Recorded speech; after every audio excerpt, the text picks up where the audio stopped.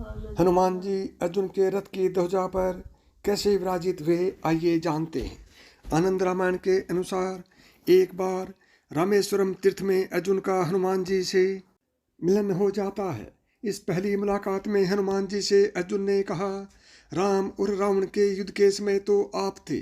हनुमान जी ने कहा, हाँ।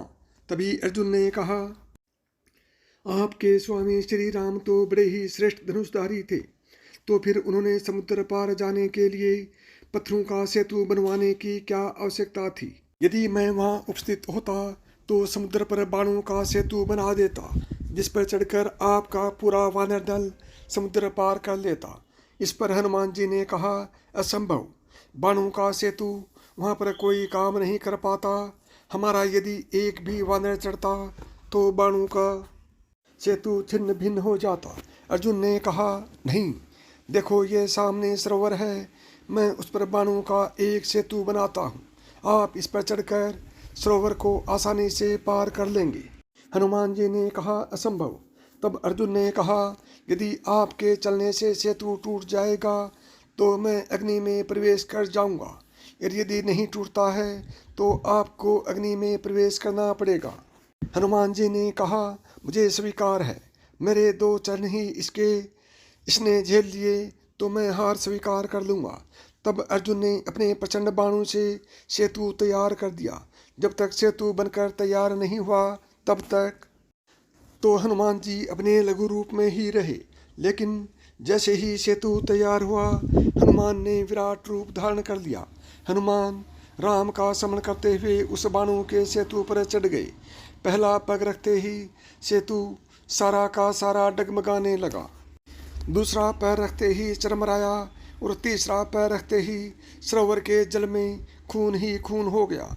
तब श्री हनुमान जी सेतु से नीचे उतर आए और अर्जुन से कहा कि अग्नि तैयार करो। अग्नि प्रचलित हुई और जैसे ही हनुमान अग्नि में कूदने चले वैसे भगवान श्री कृष्ण प्रकट हो गए और बोले, ठहरो। तभी अर्जुन और हनुमान ने उन्हें प्रणाम किया। भगवान ने सारा प्रसंग जानने के बाद कहा, हे हनुमान, आपका तीसरा पग सेतु पर पड़ा।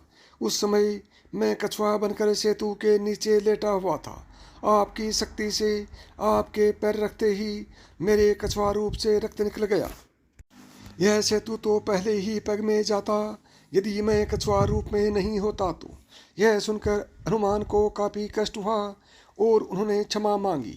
मैं तो बड़ा अपराधी निकला जो आपकी पीठ पर मैंने पैर रख दिया। ये मेरा ये अपराध कैसे दूर होगा भगवान?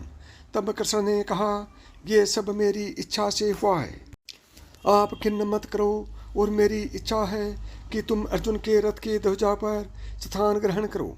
तो उसी दिन से हनुमान जी ने अर्जुन के रथ की ध्वजा पर अपना स्थान ग्रहण कर लिया था।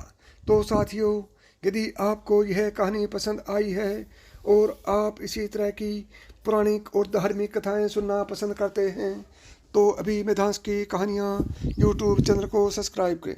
जय श्री बजरंग।